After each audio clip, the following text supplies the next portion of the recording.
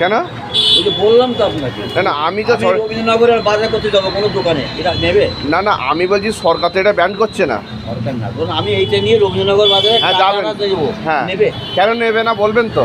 সে তো সে জানে, সে নেবে না। কিন্তু আমি কি এটা বাড়িতে তৈরি করলাম? আমি কি এটা বাড়িতে তৈরি করলাম? আমি বলছি এটা ব্যান না, তাহলে কিন্তু অনেকে নেয় না। না অনেকের কথা বাদ দেবেন, আপনি দোকানদার, আমি কাস্টমার।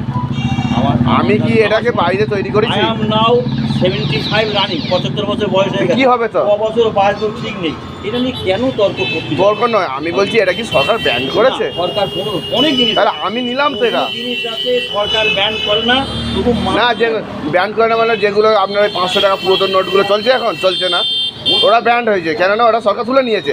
কিন্তু এটা দেখার দরকার নেই, মানুষ সরকার করে, মানে সরকার let bygones be bygones. আপনি এটা নেবেন না, অচল বলছেন? অচল না, আমি নেব না। আমার কেন নেবেন না? ওই একটি কারণ, আমি চালাতে পারবো না। ও আপনি চালাতে পারবেন না? আমার অন্য কোনো কারণ নেই, আমি বলছি এটা চলবে। এই দেখুন ফটো 1 টাকা নিচ্ছে না।